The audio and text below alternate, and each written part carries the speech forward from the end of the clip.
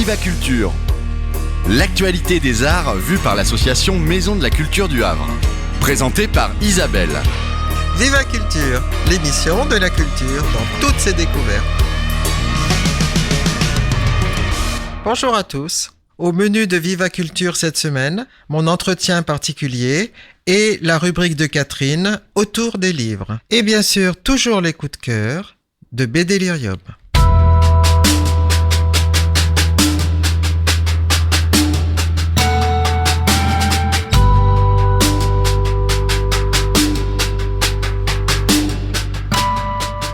Proverbe nigérian. Si la proie ne donne pas son avis sur l'histoire, le prédateur sera toujours le héros de l'histoire. Ce proverbe a été cité par l'auteur Chigozie Obioma, Au goût des autres, pour illustrer son deuxième livre, La prière des oiseaux. Mais ce proverbe peut aussi fonctionner ailleurs qu'au Nigeria. Par exemple, en Turquie, aujourd'hui, avec des textes chez Actes Sud d'Asli Erdogan, la journaliste turque, emprisonnée près de 5 mois en 2016, relâchée, vivant en Allemagne, mais dont le procès a repris en Turquie le 14 février. Procès qui peut la renvoyer en prison pour ses écrits. Le procureur demande une peine pouvant aller de 2 à 9 ans, pour 4 articles datant de 2016, qu'il dit de propagande. L'un d'eux est un monologue intérieur, un journal du fascisme aujourd'hui. Un autre décrit la mort d'un chien errant dans une ville en ruine. Mais ce proverbe peut aussi fonctionner pour le livre de Yegor Gran, paru en 2019 chez POL, Les services compétents. Yegor Gran est le fils d'André Siniavski, auteur dissident russe, qui fit 5 ans et 9 mois de camp pour ses publications. Yegor Gran, qui venait au fil des pages le 11 février 2020, a dit avoir cherché pendant plus de 20 ans sous quel angle rendre compte de cette histoire. Et il a trouvé l'angle. Un angle étonnant si on pense aux années de goulag vécues par son père. L'humour. L'humour pour dire les méthodes des services compétents, les mouchards, les raisons pour être poursuivis. Ici, un texte paru en France dans la revue Esprit, titré « Le réalisme soviétique ». Voilà, page 21. Maintenant, que contient ce brûlot ? Avec son français en bandoulière, Ivanov adresse une prière muette à Maurice Thorez et se lance dans l'exploration. C'est une jungle de 35 pages, avec des phrases parfois tarabiscotées, et bon nombre de mots difficiles tels que causalité, animisme ou inhérent, que l'on est obligé de décortiquer à la machette du dictionnaire. Le sens, ou plutôt la silhouette du sens, finit toutefois par apparaître. Et là, c'est une surprise. L'auteur anonyme ne parle ni du goulag, ni de la censure, ni du désastre économique, ni de la nomenclatura, ni de la répression de Budapest, pourtant toute fraîche, ni de l'interdiction de faire grève dans les usines soviétiques, ni des frontières fermées, ni même des contradictions de la pensée marxiste-léniniste ou de ses limites. Aucun sujet qui fâche n'est abordé. À la place, on a un traité d'esthétique, le réalisme socialiste, genre majeur dans lequel s'écrivent les grands romans soviétiques depuis Gorky, se peigne les toiles et se sculpte les pierres, s'en prend plein la figure, sur un ton sarcastique, désagréable. On pouvait donc aller en camp pour un avis esthétique. De l'humour, le livre en regorge, pour parler du marché noir, de Khrouchtchev et de l'art, comme de l'aventure spatiale de Gagarine. Page 98. Une femme, 2 enfants, membres du parti depuis 1 an. C'est essentiel. Obéissant, serviable, souriant, toujours prêt. Comme un toutou qu'on sort le soir. C'est à croire que le surhomme est un peu neuneux. Il faut qu'il le soit pour accepter de se faire propulser dans une boîte de conserve chauffée à blanc. Sa probabilité de survie a été estimée à 50%. Pile, tumeur carbonisée. Face, tu touches l'énorme jackpot.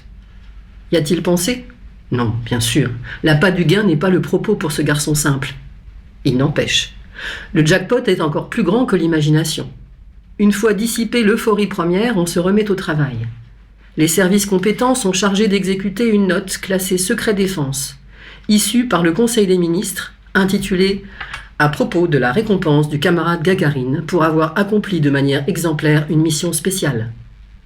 Il faut garantir son absolue confidentialité, car son contenu est explosif.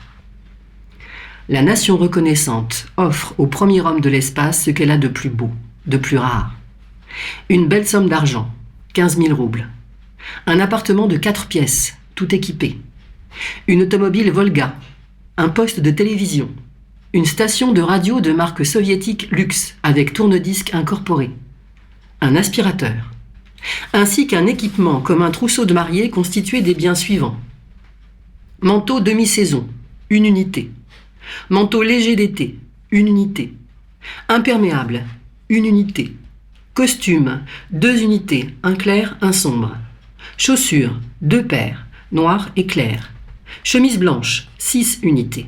Chapeau, 2 unités. Cravate, 6 unités. Gants, 1 paire. Mouchoir, 12 unités. Chaussettes, 6 paires. Slip, maillot de corps, 6 paires. Rasoir électrique, 1 unité. La femme du héros n'a pas été oubliée. 6 paires de bas, 2 blouses, 2 foulards, un pull. Les parents et les 2 enfants non plus. Des biens convoités par tous les citoyens. On imagine les moqueries en Occident si cette liste, signée par Nikita Khrouchtchev en personne, tombe entre les mains d'un journaliste. Vous l'avez compris, c'est très sérieux. Lisez les services compétents de Yegor Gran. Au revoir. Разбег, толчок, и стыдно подниматься, во рту опилки, слезы из-под век. На рубеже проклятом 2:12 мне планка преградила путь наверх. Я признаюсь вам как на духу, такова вся спортивная жизнь. Лишь мгновение ты наверху и стремительно падаешь вниз. Но съем плоды запретные с древа я, и за хвост подергаю славу я. У кого толчковая левая, а у меня толчковая правая. Разбег, толчок, свидетели падения свистят и тянут за ноги ко дну. Мне тренер мой сказал без сожаления: да ты же, парень, прыгаешь в длину, у тебя растяжение в паху. Прыгать с правой — дурацкий каприз, не удержишься ты наверху. Ты стремительно падаешь вниз. Но задыхаясь словно от гнева, я объяснил толковая, главное, что у них толчковая левая, а моя толчковая правая. Разбег, толчок, мне не догнать канадца, он мне в лицо смеется на лету. Я снова планку сбил на 2:12, и тренер мне сказал на прямоту, что меня он утопит в пруду, чтобы впредь не повадно другим.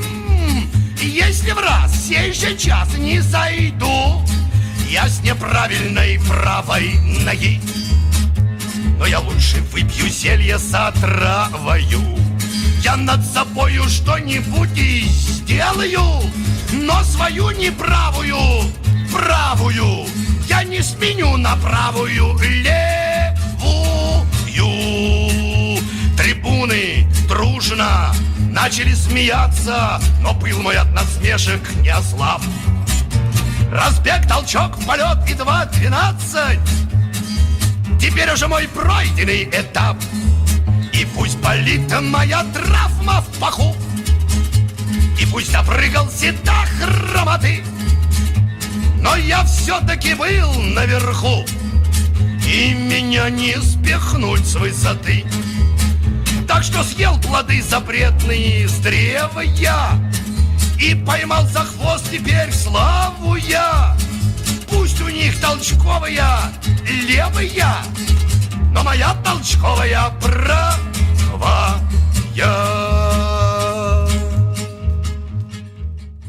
Elisabeth le prêtre, bonjour. Marie-Françoise Rose, bonjour. Alors, nous sommes ensemble à l'Hôtel du Bocage de Bléville pour la nouvelle exposition qui s'intitule « Émile Constant, Le Havre, une autre ville ». Une autre ville, oui. Nous aurions pu l'appeler le Havre ancien ou le Havre d'avant, mais nous avons choisi ce terme, le Havre, une autre ville, parce qu'il était plus poétique tout d'abord, et puis il invitait à aller dans un ailleurs inconnu plutôt que d'aller dans un passé regretté. Alors Marie-Françoise Rose, je crois que c'est vous qui avez eu l'idée de cette exposition. C'est-à-dire que le Centre Havrais de recherche historique conserve dans ses collections les dessins de Constant. Et à l'occasion du 100e anniversaire, nous souhaitions faire une exposition. Alors nous avons proposé à Madame le prêtre de cette exposition et nous avons été accueillis très chaleureusement. Et donc, pour le 75e anniversaire de l'association, il y avait aussi la présentation de ces dessins. Un catalogue avait été établi par Denise Manville et ces dessins avaient été trouvés lors du déménagement de l'Hôtel des Sociétés Savantes au Fort de Tourneville, empaquetés. Et donc, quand en 1995, quand on a ouvert les paquets, on a découvert les dessins de Constant. Voilà. Et donc, ils sont classés au Fort de Tourneville. Il y a quelqu'un qui s'appelle Claude Boyot et Jacques Defresne qui ont assuré leur classement. Et donc, ça fait partie de nos collections puisqu'on a un fond de photos et puis on a les dessins de Constant. Et je crois que vous en avez plus de 1000 ? Oh, on en a entre 1500 et 2000. Oui. Voilà. Oui. Dessins et tableaux. Enfin, les tableaux. Alors l'exposition, Elisabeth, qui s'intitule donc Le Havre, une autre ville, va durer jusqu'au 27 avril, c'est ça ? Oui, le 27 avril. Voilà. Alors Émile Constant, il faut peut-être nous en parler un petit peu.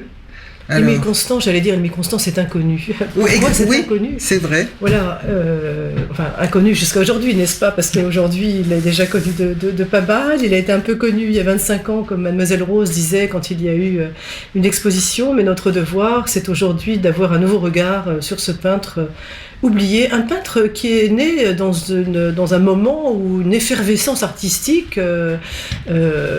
occupait le Havre, puisqu'il est né en même temps que Raoul Dufy. Il a fréquenté l'école de dessin. En 1877. Voilà, en 1877, il a fréquenté l'école de dessin avec Othon Friez, il a fréquenté donc des personnalités de la peinture havraise, et malheureusement pour lui, sa notoriété s'est évanouie. Alors pourquoi ? On s'est posé la question. C'est vrai que c'est un mystère. C'est un mystère. Oui. Est-ce que c'est... Alors, c'est un peintre qui est un peintre industriel à l'origine, donc il a sans doute moins de fantaisie, moins d'audace qu'un Othon Friez. Il est moins mondain, il a beaucoup moins fréquenté les personnes qui pouvaient lui acheter, les collectionneurs. Il n'a pas eu ce goût peut-être pour les arts décoratifs qui ont un peu porté nos autres peintres havrais. Et puis, il n'a eu ni femme ni enfant. Et pour un peintre, ne pas avoir une veuve qui s'occupe des affaires ou ne pas avoir des enfants qui poursuivent la mémoire de leur père, c'est sans doute un préjudice pour la notoriété post-mortem. C'était donc un solitaire, mais qui adorait sa ville. Un solitaire qui adorait sa ville, oui. Alors, il était peintre industriel, certains nous disent, mais alors ses œuvres ressemblent à de la photographie. Eh bien oui, il a le sens du détail, c'est un homme qui examine, qui n'oublie pas de dessiner le moindre défaut de chaque fenêtre, etc. Donc là, vraiment, l'aspect peut être un aspect photographique. En même temps, c'est un homme qui vit sa ville, il s'installe avec son chevalet en solitaire devant des paysages urbains et on le sent vivre sa peinture. Et si vous restez assez longtemps dans l'exposition, vous verrez vraiment une patte, comme on dit, il y a une patte qu'on sent. Il nous faut la reconnaître, il nous faut la voir, il nous faut la prendre, il nous faut se familiariser avec elle, mais elle existe. Et lorsqu'on voit des carnets de dessin, parce que cet homme aussi a publié des carnets de dessin, ces carnets de dessin là montrent qu'il ne fallait pas grand-chose pour lui donner une petite pichenette pour l'envoyer vers une fantaisie et une esthétique absolument parfois sublime. Il a peint des portraits qui sont des portraits remarquables. En l'occurrence, on pense à une femme noire. Oui, très beau. Oui, c'est avec une situation, un regard quasiment pathétique, mais tellement puissant. On regrette de ne pas avoir connu cet homme, et on regrette qu'il n'ait pas eu la possibilité de vivre autrement qu'en travaillant, en étant peintre industriel. Il vivait aux côtés de sa maman, une vie assez simple, je pense. Oui, c'est ça. Alors, vous avez choisi 25 œuvres pour l'exposition, c'est ça? Alors, nous avons choisi, c'est-à-dire que, vous savez que c'est un grand bonheur de travailler avec le Centre de recherche historique, d'abord parce que ils ont eu cette idée merveilleuse que nous n'aurions pas eue. Le travail était très agréable et très facile. Il y a 1500 œuvres, donc ils ont fait un premier comptage. Puis nous-mêmes, nous avons, parmi ce premier choix, cette première sélection, nous sommes allés chercher d'autres œuvres. Alors quand on dit 25, c'est pas tout à fait 25. C'est 25 aquarelles sur les maisons, les ruelles, etc. du Havre. Nous avons ajouté 8 dessins qui appartenaient aux collections des musées d'art et d'histoire. Et donc nous avons eu le bonheur de découvrir tous ces carnets de dessins, tous ces croquis qui sont arrivés ensuite et qui sont quand même bien une vingtaine ou une trentaine. Donc c'est à peu près entre 60 et 65 œuvres qui sont dans l'exposition. Oui. Quels ont été les critères de choix? Alors les critères des choix, d'abord, c'est... on choisit, vous savez, quand un peintre a 2000 œuvres, il y a le bon et le moins bon. Sûrement. Donc on a essayé de choisir le meilleur. J'espère que c'est bien le meilleur qu'on a choisi. Il y a eu aussi la volonté de décrire la ville. Certaines rues qui sont très connues, comme la rue des Galions, etc., se devaient d'être représentées. Il y a certains éléments comme l'église Saint-Joseph, qui était auparavant une église combien sobre et combien... Enfin, je veux dire, elle n'est pas devenue... Enfin, je veux dire, ce que Saint-Joseph est aujourd'hui. Il y a une telle différence dans l'aspect architectural de ces deux œuvres, donc ça on y tenait. Et puis des choses très drôles, par exemple des ruelles qui passent à travers un lycée aujourd'hui, le lycée Océane, vous voyez, pour montrer comment le plan de la ville est complètement différent. Et quand vous regardez ces œuvres, vous avez l'impression d'une vision particulière, originale, admirative sans doute de cet homme qui voit sa ville comme quoi? Comme sa maison, comme un cocon, comme quoi? Ce que vous dites est tout à fait vrai. Je sens un homme accroché à sa ville, à sa ville, qui veut vraiment la décrire dans ses moindres détails, comme je l'ai dit tout à l'heure. C'est vraiment il planifie ce qu'il fait, il a des plans, il veut que sa ville soit reconnaissable dans les moindres détails. C'est un architecte, un architecte dessinateur. Oui. Ah vraiment. Oui, mais dites, on a beaucoup de chance. On a beaucoup de chance. D'avoir ces traces, évidemment, d'une autre ville qui était le Havre. Qui était le Havre, qui n'avait pas du tout ces mêmes plans orthonormés, qui étaient très différentes, aussi belles que la ville d'aujourd'hui est belle. Oui, bien sûr, c'est autre chose. Alors, le public s'y retrouve. Vous avez eu beaucoup de public, je crois, depuis le... Notre belle surprise, c'est quand même de voir beaucoup de jeunes gens. Oui. Et ça, c'est quand même un grand plaisir parce qu'on a pensé que peut-être des gens âgés qui avaient connu la ville avant la Seconde Guerre mondiale ou des enfants de ceux qui avaient connu la ville avant... Alors, on voit quelques personnes qui recherchent la maison de leur grand-mère ou de leurs parents, mais on voit des jeunes gens vraiment très curieux qui viennent et qui restent très longtemps et qui posent beaucoup de questions. Et ça, c'est une belle découverte. C'est une belle surprise. Les expositions d'hiver marchent très très bien au Havre. On s'en rend compte que elles s'adressent aux Havrais et on a de bons retours, enfin on a des belles récompenses. Voilà, mais bon, le Centre Havrais de recherche historique est un centre tellement précieux pour nous parce que leurs études sont toujours elles aussi très fines et on doit dire que c'est une belle entraide. Oui. Alors peut-être il faut présenter. Oui, je vais présenter. Je vais dire aussi que pour l'exposition, j'ai deux collègues qui ont... Anne-Marie Vutric et Josiane Wernick, qui ont fait en sorte que des images d'œuvres qui ne sont pas dans l'exposition soient projetées.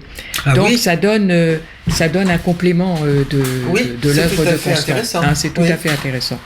Alors, quant au Centre Havrais de recherche historique, eh bien... Donc il y a 100 ans.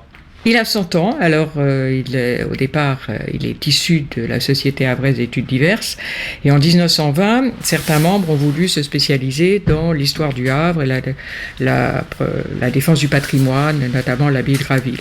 Et donc, se sont créés les Amis du Vieux Havre. Avec le docteur Leroy, je crois. Alors, le docteur Leroy était président de la CHED. Il était il était membre de la CHED. Oui. Je crois qu'il était aussi dans le... Précisez le sens du mot CHED. La Société havraise d'études diverses, qui existe toujours. Bien sûr.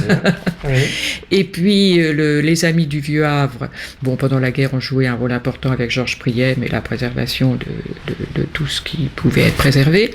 Et dans les années 80 sont devenus le Centre Havrais de recherche historique parce que le temps évolue et donc c'est une association qui qui s'adresse à des chercheurs, à des curieux, enfin à toute personne intéressée par l'histoire du Havre et de sa région. Et on propose 9 conférences par an sur des sujets concernant le Havre. Et c'est intéressant parce que c'est des sujets qui sont un peu de la micro-histoire. On découvre un aspect de la ville, mais qui peuvent être intéressants pour la... Là, je vois, il va y avoir 2 étudiants de l'université qui vont, en 2021, qui vont présenter la guerre de 70 au Havre, ou la garde nationale. Enfin, c'est un moyen de connaître certains aspects de l'histoire du Havre qui sont inconnus. Voilà. Et donc, et les conférences sont publiées. Donc, on a une revue annuelle qui publie les cahiers Havre de recherche historique, qui publie les conférences. Et pour les bulletins des Amis du Vieux Havre, les 50 premiers numéros sont en train d'être numérisés par la Bibliothèque nationale et en partenariat avec la bibliothèque municipale du Havre. Et à la fin de l'année, on pourra y accéder par Internet. Ça c'est bien. Alors, on va numériser les Amis du Vieux Havre parce que c'est des articles qui peuvent servir les historiens. Donc, on publie aussi un bulletin et les 100 premiers numéros de notre bulletin vont être numérisés. Donc ça, c'est la fin de l'année. Vous êtes donc dans le partage du savoir. Ah ben, on essaie. Oui. On essaie. On est environ 270 membres. Oui, c'est ça. Voilà. Et vos conférences attirent un public tout à fait. Écoutez, pour l'instant, c'est entre 70 et 100 personnes, et parfois, ça atteint 200 personnes quand on était à la bibliothèque Niemeyer. Bon, ça dépend des sujets, bien sûr, mais bon. Oui, mais quand même. Mais quand même. Hein. Oui. Alors moi, je suis vraiment très étonnée parce que c'est la première fois que je vois ça dans une ville, avoir autant de public à des conférences sur des sujets. Non, puis le Fort de Tourneville, il faut y monter quand même. Bon. C'est vrai. Donc, non, c'est... Alors, on est logé dans les archives municipales, au rez-de-chaussée, les sociétés, comme l'association Havraise Études Diverses et nous sommes logés au rez-de-chaussée, où on a nos réserves. Voilà. Ah oui. Et du coup... vous dites que vous êtes étonné, mais les Havrais ont une soif de connaissances, de connaissances du passé. Les Havrais aiment leur ville et sont friands de tout ce qui peut leur faire connaître leur ville. Parce que moi, j'ai travaillé dans d'autres villes. Très honnêtement, je n'ai jamais vu ce type de... Non, les Havrais sont passionnés par leur ville. Bon. Et là, vous parliez des jeunes, Elisabeth Le Prêtre, parmi le public, parmi les spectateurs de l'exposition. Ça a l'air d'être aussi important ? Oui, c'est important. Ces jeunes-là sont des jeunes, en général, ou des jeunes curieux qui vont dans les musées accompagner leur famille, mais aussi pas mal de jeunes étudiants qui viennent spontanément, pas accompagner leurs professeurs, et qui viennent spontanément. Et ça a l'air très important. Ah oui. Est-ce que c'est par une volonté personnelle ? Est-ce que vous savez pourquoi exactement ? Non. Alors non. C'est difficile de le savoir. C'est difficile de le savoir. Oui. C'est très difficile. On ne peut pas non plus aborder chaque visiteur. Il faut. On essaie de le faire discrètement. On a déjà fait des études de public, vous savez, avec des questionnaires à remplir. Mais ça fausse un peu la réalité. C'est pas si facile. Quelqu'un qui a vu une collection et qui est habité par la peinture qu'il vient de voir n'a pas envie de remplir un questionnaire avant de partir. Il a envie de partir avec les images en tête, avec une sorte de sérénité. C'est pas. Alors, nous avons aussi des visites guidées où là, c'est peut-être plus facile parce qu'il y a des échanges de savoir qui est qui. Nous avons eu j'étais interviewée la semaine dernière par des étudiants de Sciences Po, par exemple, qui sont venus, qui ont choisi de venir au musée nous interviewer parce qu'ils avaient beaucoup aimé cette exposition. Eh bien, écoutez, on va vous dire merci et puis bonne continuation à cette exposition. On invite tous les Havrais donc à venir à l'hôtel du Bocage de Bléville jusqu'au 27 avril. Émile Constant, Le Havre, une autre ville. Merci. Merci beaucoup. Étienne, bonjour. Bonjour, bienvenue à BD Delirium. Alors, cette semaine, quelle BD allons-nous lire ? Alors, cette semaine, nous allons lire la nouvelle mini-série de Robert Kirkman, que vous connaissez très certainement, vu que c'est l'auteur de Walking Dead. Ah, bien sûr. Par exemple. Bien sûr. Et de The Boys aussi, qui a été adapté aussi, d'ailleurs, en série télévisée il y a peu. Oui.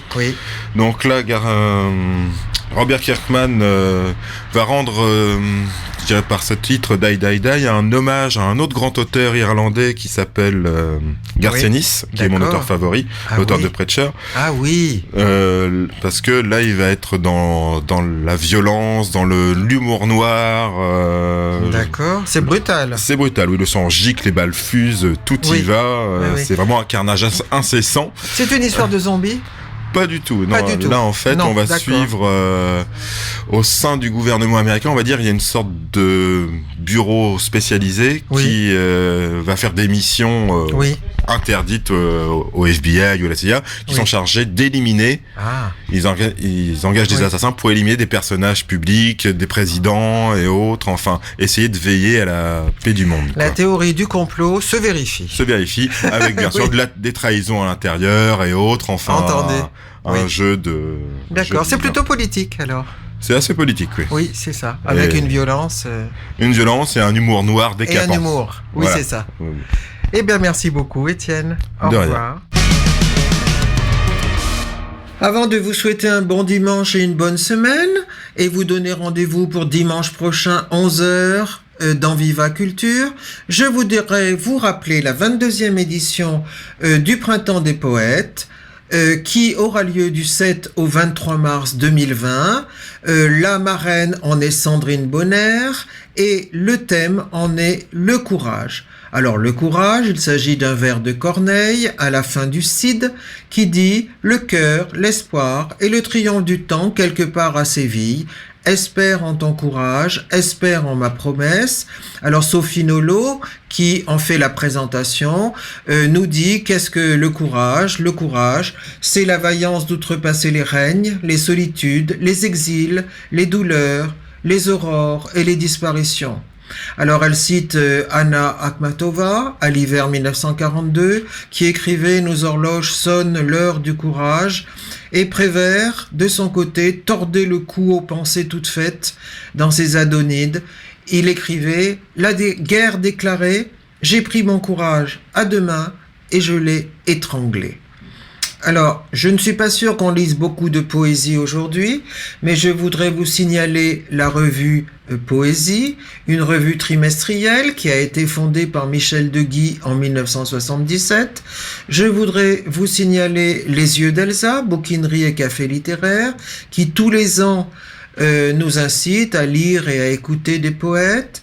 Et bien sûr, je voudrais vous inciter à fréquenter quelque peu nos libraires pour lire vous-même de la poésie, aller à la Galerne ou à Plein Ciel ou ailleurs, où vous trouverez de quoi nourrir ce goût de quoi ? Ce goût de la musique, du rythme, des mots, des métaphores.